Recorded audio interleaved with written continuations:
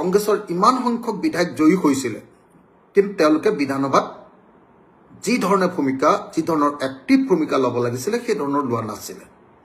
মই এইবিলাক কথা স্পষ্টকৈ কৈ দিওঁ কাৰণে মোক মানুহে খুব বেয়া পায় এতিয়াতো কংগ্ৰেছৰ মানুহবিলাকে মোক খুবেই বেয়া পাই আছে কাৰণ এই দুদিন মই কংগ্ৰেছৰ নিৰ্বাচনী যিটো ষ্ট্ৰেটেজি সেই সম্পৰ্কে সমালোচনা কৰিছিলোঁ গৌৰৱ গগৈৰ দুৰ্বলতাসমূহৰ কথা মই ৰাজহুৱাকৈ কৈ দিছিলোঁ আৰু ৰকিবুল হুছেইন সম্পৰ্কীয় মই ক্ৰিটিকেল সমালোচনাত্মক বক্তব্য আগবঢ়াইছিলোঁ গতিকে কংগ্ৰেছৰ মানুহ বহুতে মোক বেয়া পাই আছে কিন্তু মই একেটা সময়তে আকৌ কওঁ দেই যিসকল কংগ্ৰেছৰ মানুহে বেয়া পাই আছে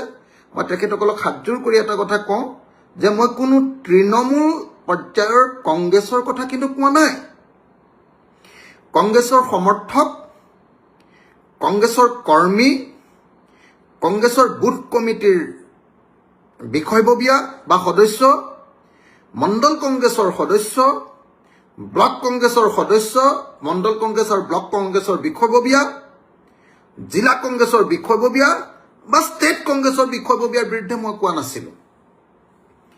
বহুতে একাকাৰ কৰিছে বাৰু মই কৈছিলোঁ কংগ্ৰেছৰ নেতৃবৰ্গৰ বিৰুদ্ধে মই বেছিকেলি দুটা কথা কৈছোঁ তিনিটা কথা এক যে যোৱাবাৰ এইবাৰ কংগ্ৰেছৰ প্ৰতি মানুহৰ অনাস্থাৰ এটা প্ৰধান কাৰণ হ'ল যে যোৱাবাৰ বিধানসভাত একেবাৰে ভাল ভূমিকা লোৱা নাছিলে একো যদি নামাতে কিয় ভোট দিব মানুহে বিধানসভাত এক মই দুই নম্বৰ কথাটো কৈছিলোঁ যে এইবাৰ আমাৰ মিত্ৰতা ইমান দেৰিকৈ কৰিলে যে মিত্ৰতা ইমান দেৰি কৰাৰ কাৰণে এইবাৰ আমি হৰাটো কনফাৰ্ম হৈ গ'ল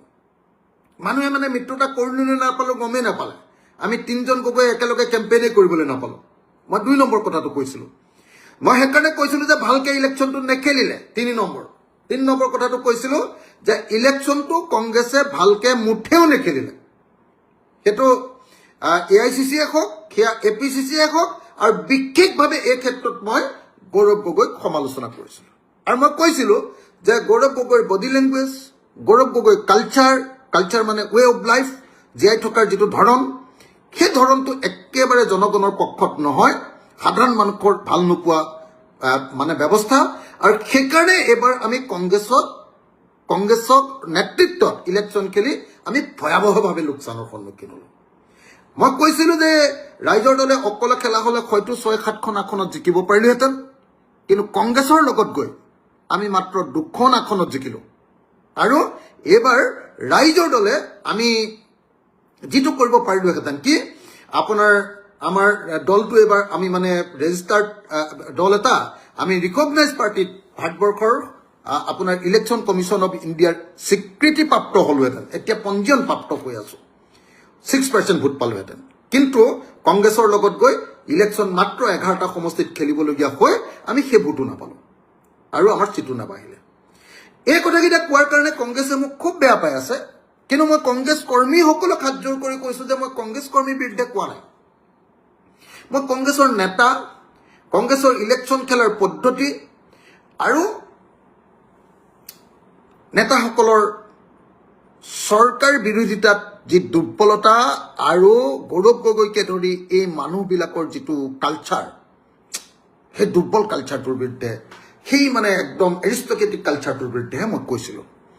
সেইকাৰণে মই মোক বেয়া পাইছে মই জানো কিন্তু মই নকলেও উপায় নাই মই ক'বই লাগিব কাৰণ ইমান হতাশ হৈ আছোঁ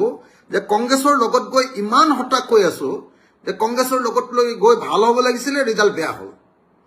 কেলে ইলেকশ্যনটো ভালকৈ নেখেলিলে